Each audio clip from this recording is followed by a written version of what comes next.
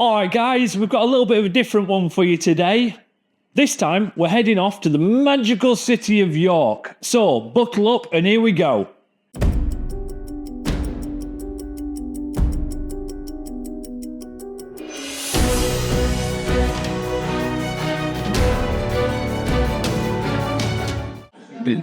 All right, guys, so a little bit different today. Here we are at the Hole in Wand in York, and we've got the man behind the scenes. We've got Ben with us as well.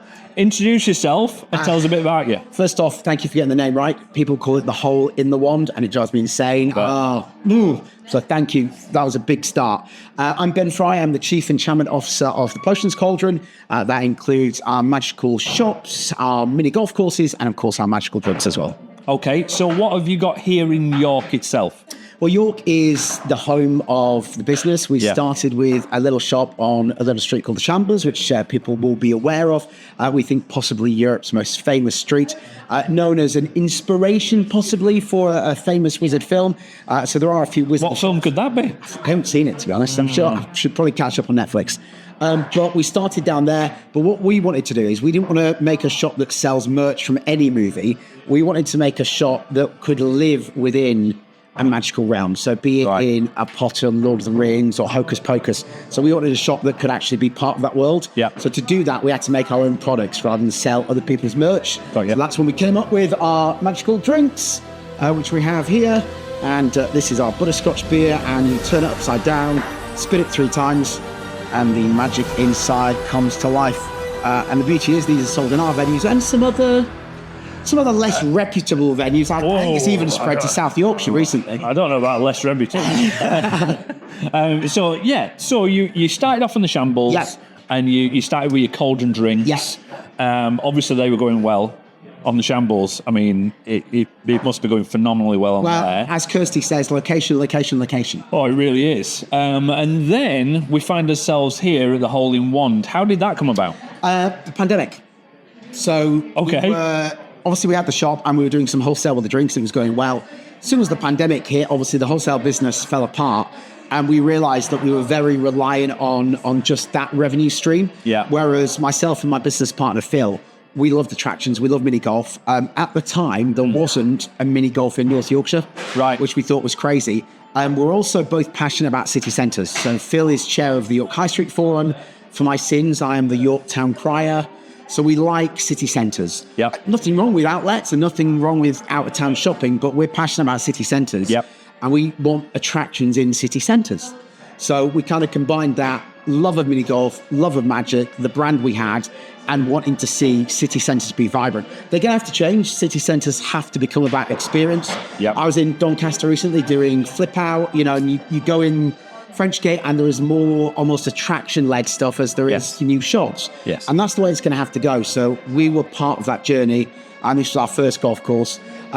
What we like to do with them as well is you put them near somewhere famous. So opposite us, as you can see out the window, is the world-famous Jorvik Viking Centre, the greatest Viking museum in the world. They've got a brown sign, they've got a big marketing budget, and what we hope is that once people have gone and seen the Vikings on day 1, they come and play golf on day 2. Well, then it works into a symbiosis. So people aren't just coming for one thing. They might be coming here for you, or they might be coming here for them, and everybody helps each other. Nobody wants York to be just an afternoon visit. Yeah. You want 2-3 days. That works for everybody. It works for the restaurants, it works for the hotels, it works for us. Yeah, definitely. So we've got the Hole in Wand then. This was the first one. Yeah. This is where it started. How many Hole in Wands have we got now? So we've got 4. We've got a 5th on the way. So, and they're all a bit different. So obviously... Are you giving us a scoop there? Are you telling us where that is?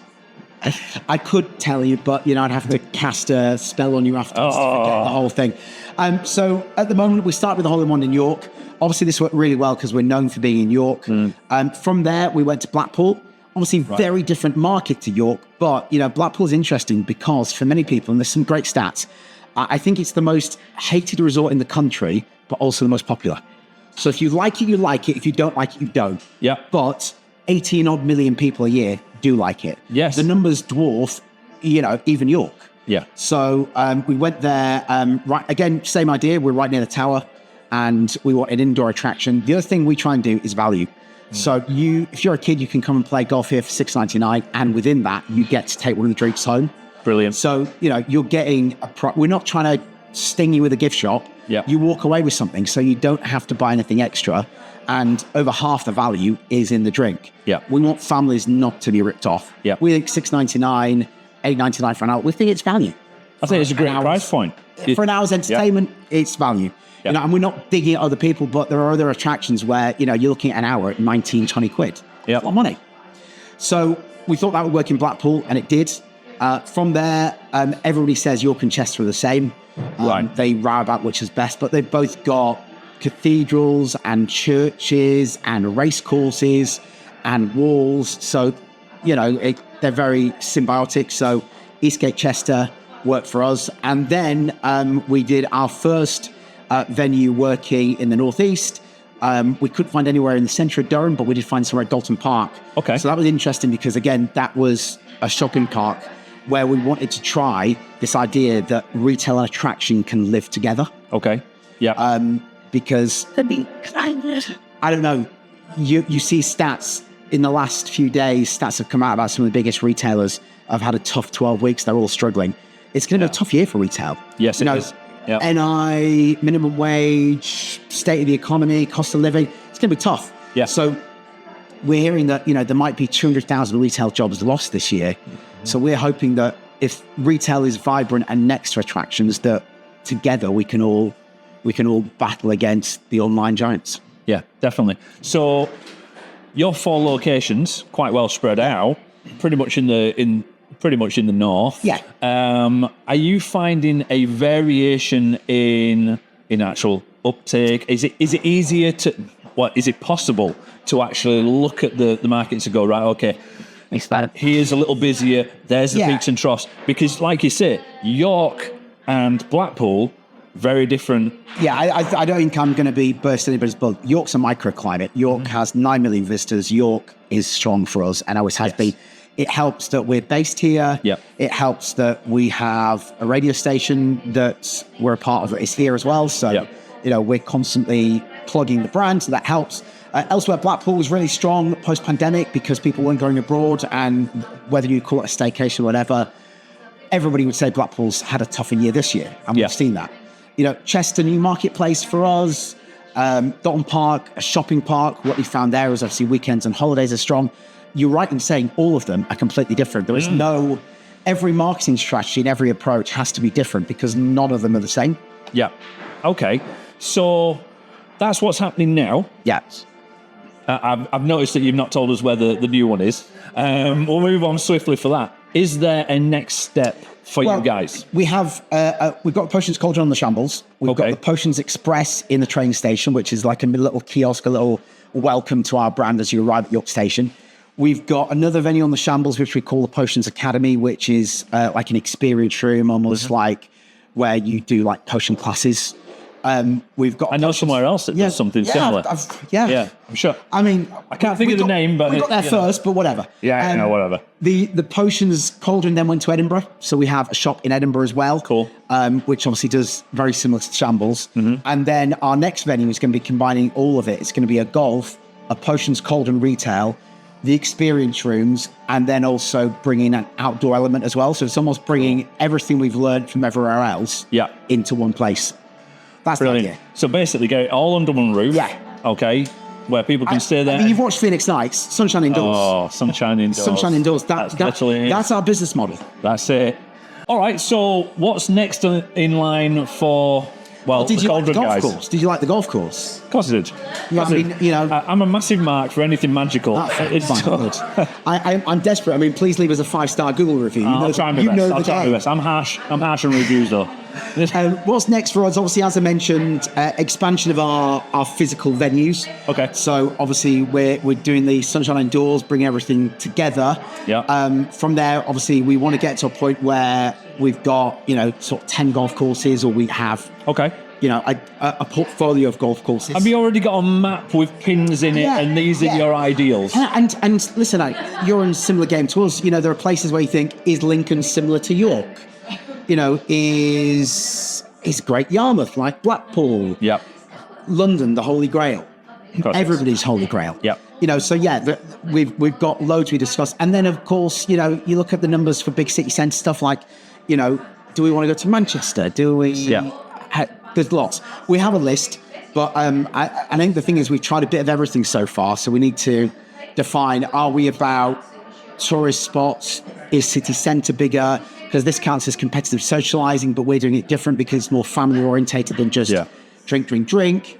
So yeah, there's lots of thoughts on where to go, and then also as well, it's logistics. As you know, for managing multi-venues, the further out of the pot, the more time you just spend in the car being frustrated. Hey, don't get me started. And just cost of delivery, and because everything, all the warehousing is in York. So but we want to get to 10 because there is economies of scale. Okay. So we're cracking on with this hole-in-ones. Physical side, Yeah. Can't really. The shambles is going great. We've got now multiple of the potion class venues as well. What's next? So for us, what I wanted to do is do more with the drinks.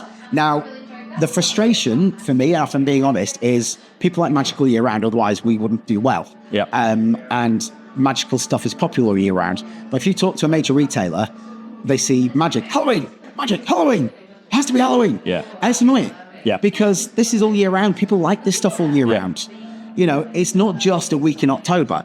Yet the Potions Cauldron brand gets sort of pigeonholed as that. Right. So our plans for this year, we've already seen that we can work with other partners. So, for example, you might have seen that we've announced that we have made drinks for Disney Cruise Line. So they have their Haunted Mansion parlor on the Disney Treasure. That's great. And they're now serving the potions. I mean, I gotta be honest, I'm losing my mind because our staff, like I did, they spin the drinks and then and the Disney staff are doing that. So to have Disney staff doing that with your brand, honestly, mind blown. I mean, just to align yourself next to the Disney brand in itself is a massive Don't thing. tell Disney, I'd give them the drinks for free because it's. I'm a massive Disney fan. You know, what they built and the universes they build is why we got into wanting to do stuff that is immersive. So that's huge. And that got us thinking, what else can we do with the drinks we have that is maybe a bit more year round? So we are talking to a couple of partners right now about doing something which takes us from being pigeonholed wrongly, I might say, as seasonal and Halloween to being all year round. So that's the plan. And then obviously, look, we'd love to do more with Disney Cruise Line. They have more cruise ships. They have more bars on board. You know, we would love to expand that relationship if we can. Nice. So the future's bright. The future's magical. Is it? I don't know. I mean, you're in business. Do you not wake up every day thinking, listen, I think everybody has to accept this year's going to be hard. Yeah. I think everybody who's out there, if they think about doing something, you know, please go out and spend a few quid. You're not going to spend what you did. You might scale back a bit, but these attractions and everything going on, they all need your support. Yeah, they do need your support, and I think what we were all noticing, and we kind of always knew it before, and it's the same as the Disney thing. You know, you can see a defined difference. Something that's it's put together. It's a great experience. That'll carry on. The ones there's going to be some that fall by the wayside. It happens. It happens in everything, whether it's escape rooms, whether it's whatever. You know, but I think the product that you're showing here and some of the things with the drinks and stuff like that, it's just going to go on and on.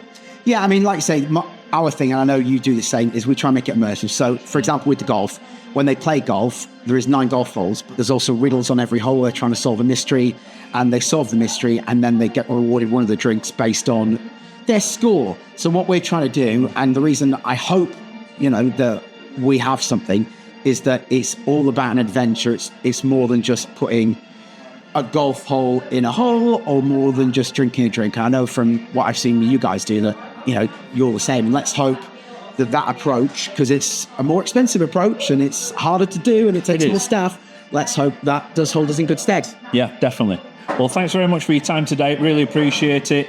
Let's keep an eye out for what happens in their future. There's obviously a lot down the line. But thanks for watching.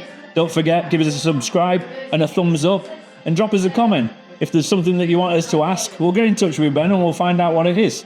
So thanks very much, and we'll catch you next time.